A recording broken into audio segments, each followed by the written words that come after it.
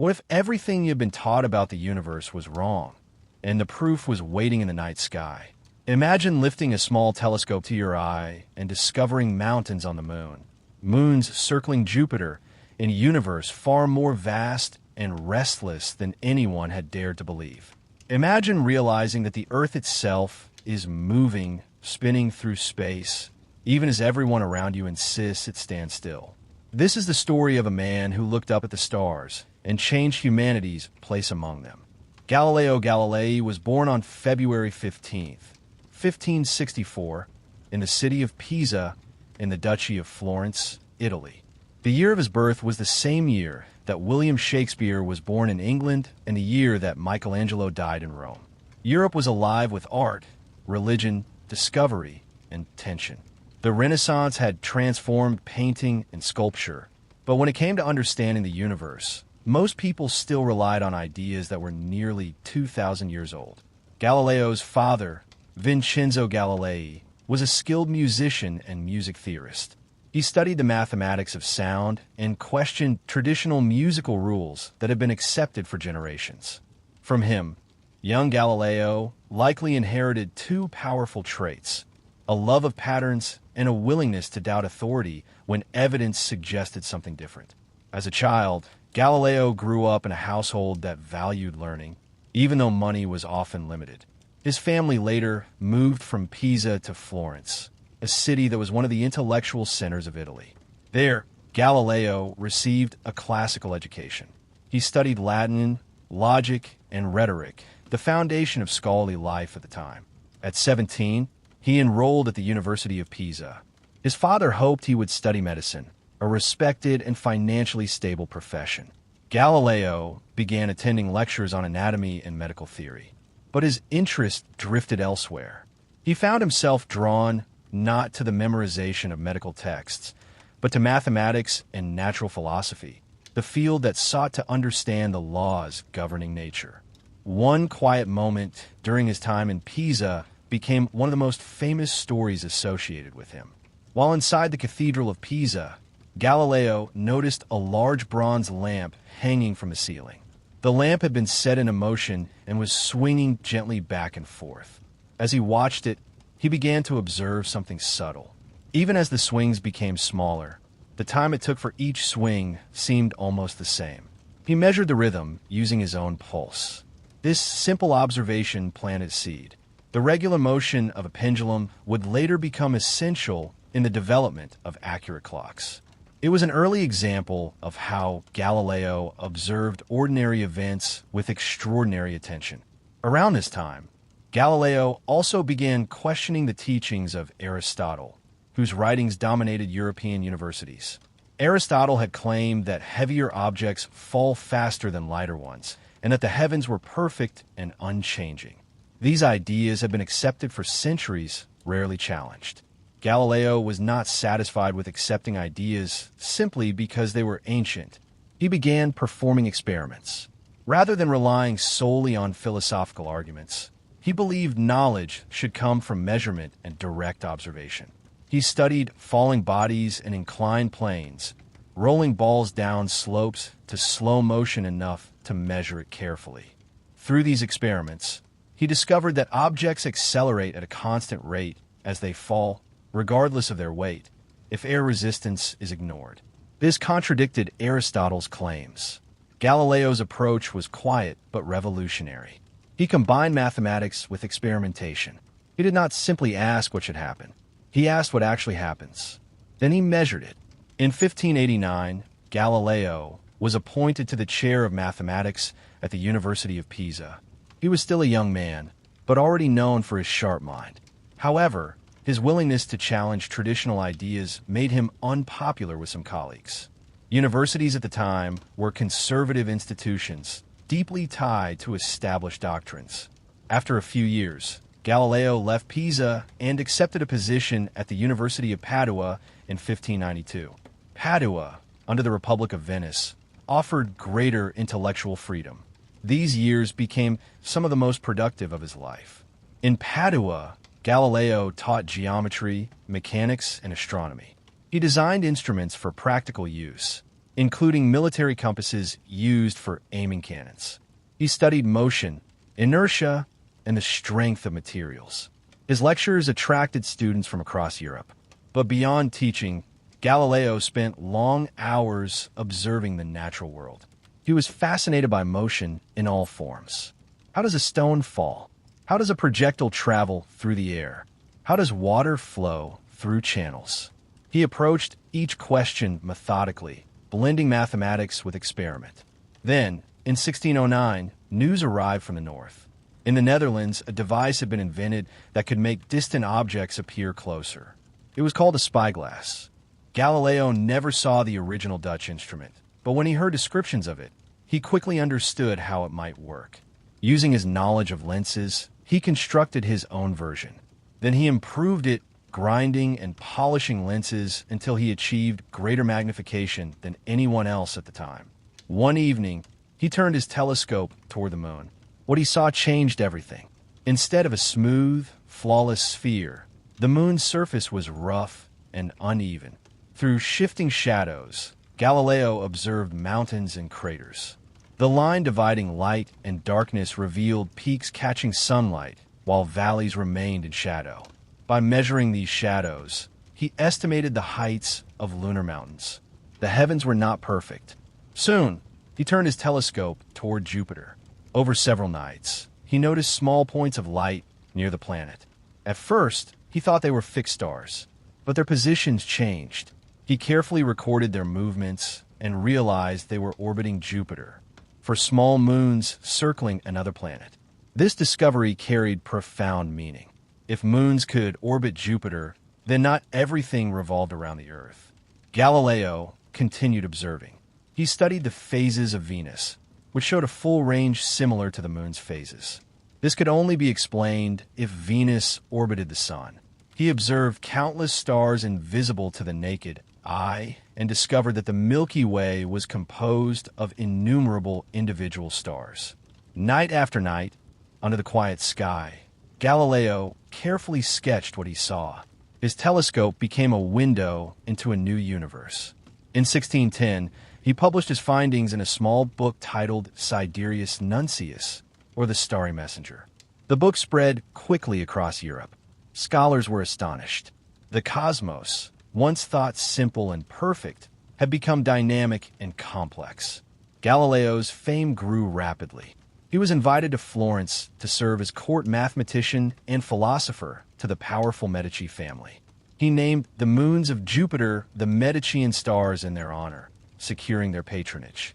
Yet with recognition came tension. His observations supported the heliocentric model first proposed by Nicolaus Copernicus decades earlier, the idea that the Earth moves around the sun. This idea challenged long-standing interpretations of Scripture and tradition. Galileo believed that nature, like Scripture, was a creation of God, and that careful study of nature could not contradict truth. But he also believed that when observation and evidence clearly demonstrated something, it should not be denied. As his telescope revealed more and more of the sky's secrets, Galileo stood at the edge of a profound shift in human understanding. The Earth was no longer the unmoving center of everything, and the quiet man who once measured a swinging lamp with his pulse had begun to move the entire world of ideas. As Galileo's discoveries spread across Italy and beyond, the night sky no longer seemed distant and untouchable. Scholars who looked through his telescope saw with their own eyes what had never been seen before. The moon's surface appeared scarred and uneven. Jupiter was accompanied by 4 bright companions that shifted position from night to night. The Milky Way dissolved into a vast river of countless stars. These were not small corrections to old ideas. They were fractures in a system of belief that had stood for nearly 2,000 years. For centuries, the dominant cosmology in Europe had combined the astronomy of Ptolemy with the philosophy of Aristotle. According to this model, the Earth rested motionless at the center of the universe. Around it revolved crystalline spheres carrying the moon, the sun, the planets, and finally the distant fixed stars. The heavens were thought to be perfect, unchanging, and fundamentally different from the imperfect Earth. Galileo's telescope told another story. If the moon had mountains and valleys, then it was not made of some perfect heavenly substance. If Jupiter had moons, then not everything revolved around the Earth. If Venus showed a full set of phases, growing from crescent to full and back again, then it must orbit the sun. Galileo understood the weight of these observations. He was not merely offering opinions. He was presenting visible evidence. In 1610, after publishing The Starry Messenger, he became court mathematician and philosopher to Cosimo II de' Medici in Florence. The title freed him from some teaching duties and gave him status, but it also placed him closer to the political and religious heart of Italy. He continued observing the sky. He studied sunspots, dark patches that moved across the surface of the sun. By tracking their motion, Galileo concluded that the sun itself rotated. This was another challenge to the belief that heavenly bodies were perfect and unchanging. If the sun had blemishes and rotated, then it too was dynamic. Galileo wrote letters explaining his discoveries and defending the Copernican system, which placed the sun at the center. He argued that the Bible was not meant to teach astronomy, but spiritual truth. When Scripture described the sun standing still, he suggested it was written in the language of human perception, not scientific precision. This was a delicate argument. In 1616, church authorities declared the heliocentric model to be formally contrary to Scripture if presented as physical reality. Galileo was called to Rome and warned not to teach or defend the idea that the earth moves around the sun. He was not imprisoned at this time, but he was instructed to abandon public support for heliocentrism. For several years, Galileo remained cautious. He turned his attention more fully to mechanics and the mathematics of motion. In his home and workshop, he conducted experiments with inclined planes, rolling bronze balls down carefully measured slopes. By slowing motion in this way, he could observe acceleration more precisely. He discovered that falling bodies accelerate uniformly, increasing their speed at a steady rate. He showed that the distance traveled by a falling object is proportional to the square of the time it has been falling. These findings were revolutionary. They replaced vague philosophical descriptions with measurable mathematical laws. Galileo also studied projectiles. He demonstrated that an object thrown into the air follows a curved path, a parabola. This insight would later become essential to physics and engineering. His methods combined careful experimentation with mathematical reasoning, forming an approach that would influence science for centuries. In 1623, a new pope was elected, Pope Urban VIII. Galileo had previously spoken with him and believed him to be intellectually open. Feeling encouraged, Galileo sought permission to write a book comparing the geocentric and heliocentric systems, as long as he treated both as theoretical discussions. The result was Dialogue Concerning the Two Chief World Systems, published in 1632. The book was structured as a conversation between three characters. One defended the traditional Earth-centered model. Another argued for the Sun-centered model. The third acted as a neutral observer. Although Galileo claimed balance, the arguments in favor of heliocentrism were far stronger and more persuasive. Readers across Europe were captivated. The book was written in Italian rather than Latin, making it accessible beyond academic circles. It brought complex astronomical debates into public conversation, but it also brought Galileo into direct conflict with church authorities. Some believed that the character defending the traditional model appeared foolish, and that Galileo had overstepped the boundaries set in 1616. In 1633, at the age of nearly 70, Galileo was summoned again to Rome to face trial before the Inquisition. The journey was long and exhausting. The atmosphere was tense. Galileo was questioned about whether he had violated the earlier warning. He defended himself by arguing that he had presented heliocentrism as a discussion, not a declaration. Under pressure and threat of severe punishment, Galileo formally recanted his support for the idea that the Earth moves. He stated that he would no longer hold or defend the heliocentric view. The sentence was house arrest. Galileo was allowed to return to his villa in Arcetri, near Florence, but he was forbidden from teaching or publishing on heliocentrism. The man who had expanded humanity's vision of the cosmos was now confined to his home. Yet confinement did not silence his mind. Within the quiet walls of his house, overlooking the Tuscan landscape, Galileo continued to think, calculate, and write. His body aged, but his intellectual clarity remained sharp. And even as his freedom narrowed, the universe he had revealed remained vast and irreversible. Confined to his villa in Arcetri, just outside Florence, Galileo entered the final long stretch of his life under house arrest. The world beyond his windows continued as before, but his own movements were restricted. Visitors required permission. His writings were monitored. He could no longer publicly defend the motion of the earth. Yet the silence imposed upon him did not quiet his thoughts. From the rooms of his home, with views of the Tuscan hills he had known since youth, Galileo returned to the subject that had always grounded him: motion. If the heavens were now politically dangerous territory, the study of falling bodies and mechanics remained open ground. He began organizing decades of experiments and notes. Years earlier in Padua, he had rolled balls down inclined planes, carefully measuring time using water clocks. He had observed how speed increased steadily as objects descended. Now, older and more reflective, he shaped these observations into a coherent mathematical framework. His approach was methodical. Rather than asking why objects fall in terms of purpose or nature, as Aristotle had done, Galileo asked how they fall. How fast? How far in a given time? How does motion change moment by moment? He described uniform acceleration with clarity that had never before been achieved. He showed that if the distance traveled is measured carefully, it increases with the square of time. This was not guesswork. It was supported by repeated experiment. He also explored the concept of inertia. Aristotle had taught that objects require a constant force to keep moving. Galileo began to see differently.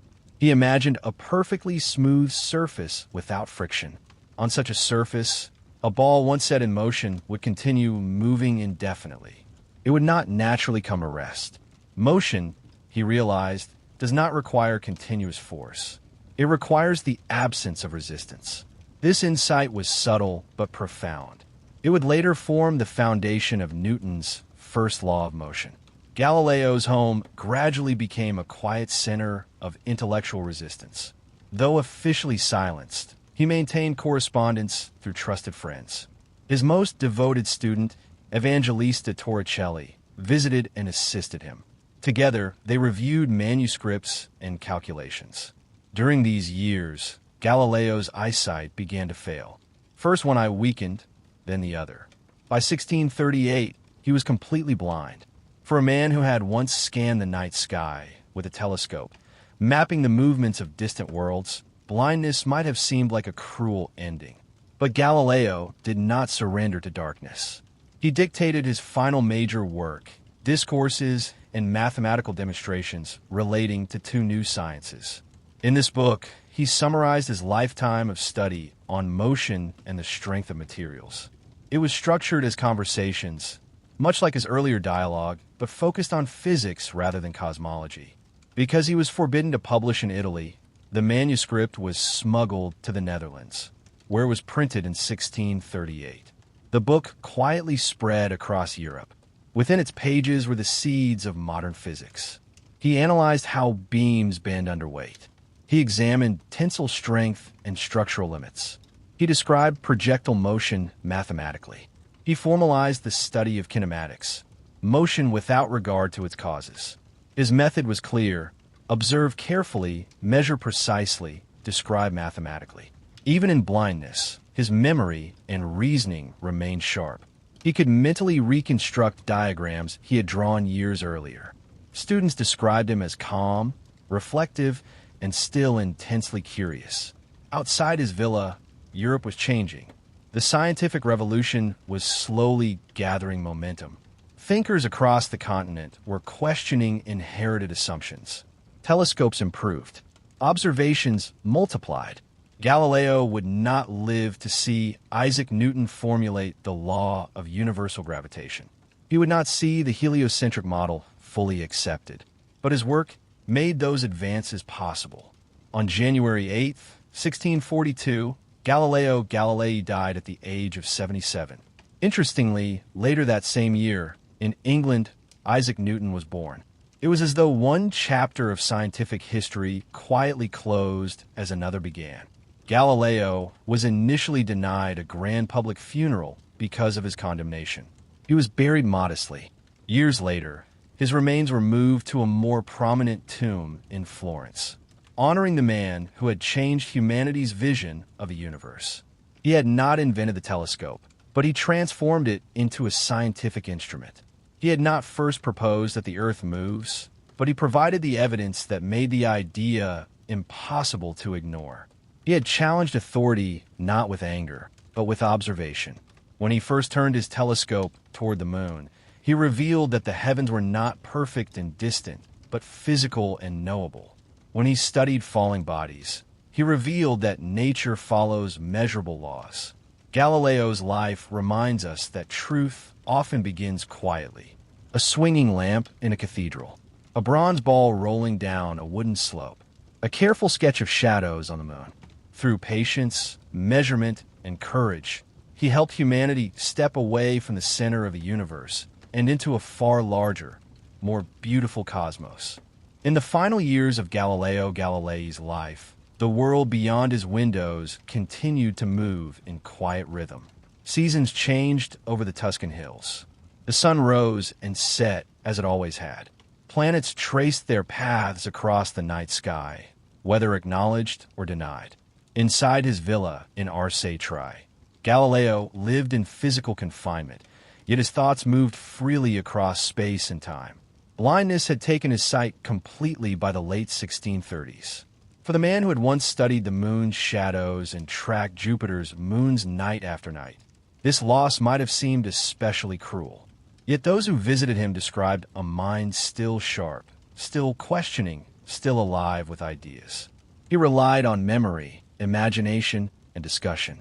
He dictated calculations. He reconstructed geometric diagrams in his mind. His understanding of motion and mathematics did not depend on eyesight alone. The house arrest imposed on him had been intended to silence the spread of heliocentrism. But ideas, once released, are difficult to confine. Across Europe, scholars continued reading his earlier works. Telescopes improved. Observations multiplied. The moons of Jupiter still circled their planet. Venus still displayed its phases. The evidence remained in the sky for anyone willing to look. Galileo never publicly returned to defending the motion of the Earth, yet he never abandoned his belief in it either. For him, the language of nature was written in mathematics. When observation and measurement aligned clearly, he trusted them. He believed that understanding the physical world required humility before evidence.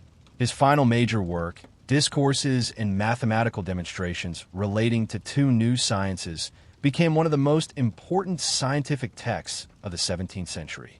Within it, Galileo laid out principles that would shape physics for generations. He clarified uniform acceleration. He analyzed inertia. He described the parabolic paths of projectiles. He examined how materials break under stress. These studies may have seemed less dramatic than pointing a telescope at Jupiter, yet they were equally transformative. They shifted science away from abstract reasoning alone and towards systematic experimentation supported by mathematics. In this way, Galileo helped establish a method that would define modern science. On January 8, 1642, Galileo died quietly at the age of 77. His passing was not marked by grand public ceremony. Political caution still surrounded his name. He was buried in Florence, and only later would he receive greater public honor. Over time, the controversy that once defined his final years faded, but the significance of his work only grew. In the decades after his death, a young English mathematician named Isaac Newton would build upon Galileo's insights. Newton's laws of motion and universal gravitation would provide a mathematical framework explaining both falling apples and orbiting planets. Without Galileo's careful experiments and clear descriptions of motion, such progress would have been far more difficult. Centuries later, Galileo came to be recognized as one of the central figures of the scientific revolution. He did not act alone, and he was not without flaws. But his insistence on observation, measurement, and mathematical description marked a turning point. He shifted the question from what ancient authorities had said to what nature itself revealed. When he first watched a swinging lamp in Pisa, he was simply noticing a pattern. When he rolled balls down inclined planes, he was patiently measuring change. When he raised a telescope to the sky, he was driven by curiosity, not rebellion. Yet these quiet acts reshaped humanity's understanding of its place in the universe. Before Galileo, the Earth stood confidently at the center of creation in the minds of many. After Galileo, the Earth became one moving body among many, part of a vast and dynamic cosmos. The heavens were no longer perfect spheres fixed forever in crystal shells. They were worlds, textured and changing. His life reminds us that progress often begins with careful attention, a willingness to look again, a refusal to ignore what evidence reveals. Courage does not always shout. Sometimes it measures patiently, writes carefully, and trusts that truth, though resisted, will endure. As night falls and the stars appear above, Jupiter still shines with its moons circling invisibly around it. The moon still bears the mountains Galileo first described. The Earth still moves around the sun at tremendous speed, though we feel none of it. And in that steady motion of the cosmos, Galileo's legacy continues, quiet and enduring, woven into the very way we now understand the universe.